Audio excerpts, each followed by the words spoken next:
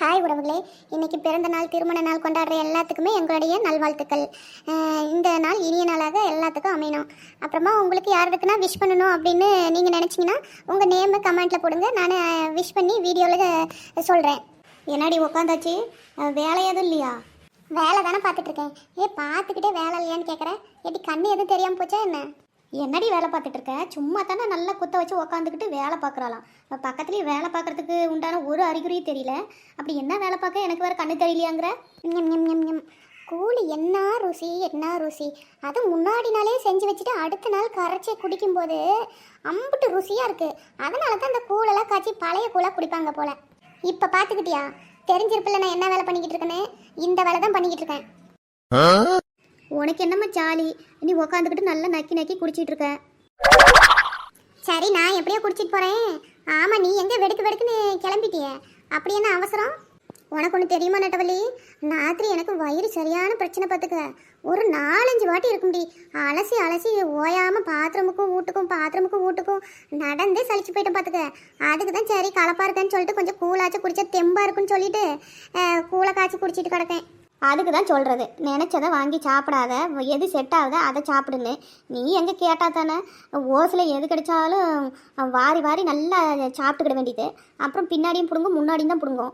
ஐயோ, நினச்சதெல்லாம் ஒன்றும் சாப்பிடல. நைட்டு வெறும் ரசத்தோடு விட்டுட்டு அப்புறம் பொரியல் சரி செஞ்சு சாப்பிடலாமன்னு சொல்லிவிட்டு கொஞ்சமாக பொரியல் 2 உருளைக்கிழங்கு போட்டு வணக்கிறதுக்கு கொஞ்சம் எண்ணெய் சேர்த்து ஊற்றிவிட்டோம் பார்த்துக்க. வரன்னு இருந்தால் கொஞ்சம் நல்லா இருக்காதுன்னு சொல்லிட்டு அது என்னடான்னா நைட்டாக இருக்கும், அதுக்கும் நல்லா பிடிங்கி விட்டு.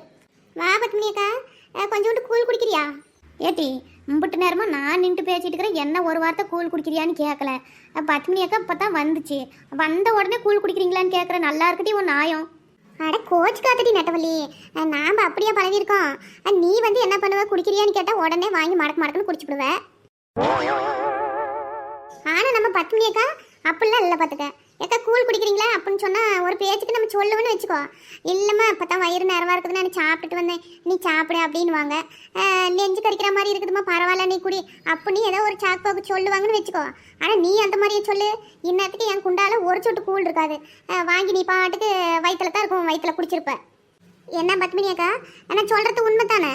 ஆமாம்மா கீதா, நான் இப்போ தான் சாப்பிட்டு போட்டு கையை கலக்கிட்டு சரி வீட்டில் இருக்கிறதுக்கு கொஞ்சம் போர் அடிக்கிற மாதிரி இருந்துச்சு, அதான் எட்டி பார்த்துட்டு போகலாமேன்னு வந்தேன். நீ குடி, எனக்கு ஒரு நேரமாக இருக்குது பார்த்துக்க. அது இல்லாமல் ஒருத்தங்க நெசமாலும் சொல்கிறாங்களா இல்லை சும்மா கண்டி சொல்கிறாங்களான்னு எனக்குலாம் கண்டுபிடிக்க தெரியும் கீதா. ஓ ஐசி, அப்படி கூட கண்டுபிடிக்கலாமோ? அதை எப்படி கண்டுபிடிக்க முடியும்? 4 முடி, அது சொல்கிறவங்க மோவரக்கட்டையை பார்த்தாலே தெரியாது.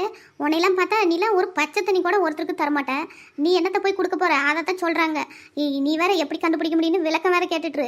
நீ சும்மா தெரியாத விஷயத்தை நம்ம கேட்டு தெரிஞ்சுக்கிடணும், அதில் ஒன்றும் தப்பு கிடையாது. சாதாரணமாக சொல்லிட்ட பச்சை தண்ணிக்கு. இப்போ பச்சை தண்ணி எவ்வளோ டிமாண்டு தெரியுமா? அங்கே பைப்பு வேற கெட்டு போயிட்டு நானே பக்கத்து ஊர்ல எல்லாம் போய் பிடிச்சிட்டு வரேன். ஆமாம், இல்லைனா மட்டும் அப்படியே எல்லாத்துக்கும் வாரி வாரி இந்தாங்க அப்படின்னு குத்துருவா பாரு. சரிட்டி விடு, ஒரு மனுஷை போட்டு ரொம்ப டேமேஜ் பண்ணக்கூடாது. நான் எப்படின்னா எனக்கு பிடிச்சதா இருந்தால் கொஞ்சம் அப்படி மேலோட்டமாக சொல்லுவேன், எனக்கு பிடிக்காதான் இருந்தால் தூக்கி கொடுத்துட்டு போயிடும் பார்த்துக்க. நான் அம்பிட்டு வந்து கொடுக்காமலாம் இருக்க மாட்டேன், தெரிஞ்சுக்க. சரி விடுங்க. ஆமாம், எங்கேயுமே கீட்டா வீட்டில் ஒருத்தரையும் காணும், உங்கள் மாமியார் இருப்பாங்க, ஆளையே காண மாட்டேக்கு ஒரு சத்தத்தையும். நம்ம பேசுகிற சத்தம் கேட்டாவே வந்து பேச்சு கொடுப்பாங்க. அவங்க சாப்பிட்டுட்டு உறங்கிட்டு இருக்காங்க பத்மினி அக்கா. அவங்களுக்கு இந்த டைம் ஆனால் ரெஸ்ட் டைம் பார்த்துக்கிடுங்க. ஆமாண்டி, அவங்க ரெஸ்ட் எடுக்கிற டைமாக பார்த்து நீ நல்லா அண்டா கணக்காக குடிச்சிட்டு இருக்காம கொஞ்சமாக குடி. அப்புறம் இது ஒரு பக்கம் பிடுங்கி விட்டுற போது. இப்போ தான் நடந்து களைச்சி போய் கிடக்குறேன்னு சொன்னீங்க. ஏன் நட்டவள்ளி, என்னாச்சு கீட்டாளுக்கு? அது ஒன்றும் இல்லை பத்மினி அக்கா, நைட்டு என்னத்தையும் சாப்பிட்ருக்கா, வயிற்று அலசி பிடுங்கி விட்ருக்கு. நைட்டு ஒரு 5-6 வாட்டிக்கு மேலே போனேன் பாத்ரூமு, நடந்து களைச்சி போயிட்டேன் அப்படின்னு சொல்லிக்கிட்டு இருந்தா. அதுக்கு தான் கூழ் 1 டம்ளர் அளவாக குடிச்சா பரவாயில்ல, இப்படி அண்டா கணக்கில் குடிச்சா அது ஒரு பக்கம் பிடுங்கி விட்றாது, அதைத்தான் சொன்னேன். சரி, கொஞ்சம் தயிர் இருக்குல்ல, தயிரையும் சோத்தையும் போட்டு நல்லா கரைச்சி குடிப்பாரு, கப்புனு நின்று போயிடும். இதை குடிச்சினா கூட கொஞ்சம் அலசராப்பில் தான் இருக்கும். நீ தயிர் குடிப்பாரு, சரியா போயிடும். சரிக்கா, இப்போ வயிறு ஃபுல்லாகிட்டு குடிக்கிறதுக்கு இடமில்ல, அப்புறமா சாப்பிட்டுக்கிட்றேன். இன்னும் கொஞ்சம் ஒரு 2 மணி நேரம் கழிச்சு நீங்கள் சொல்கிற மாதிரி தயிரையும் சோத்தையும் போட்டு கரைச்சி குடிச்சு பார்க்கேன். ஆமாம், நல்லா கையில் போட்டு கரைச்சி தயிரையும் சோத்தையும் குடிச்சின்னா கப்புனு நின்று போயிடும். அது கொஞ்சம் நல்லா குளிர்ச்சியாகவும் இருக்கும் பார்த்துக்க.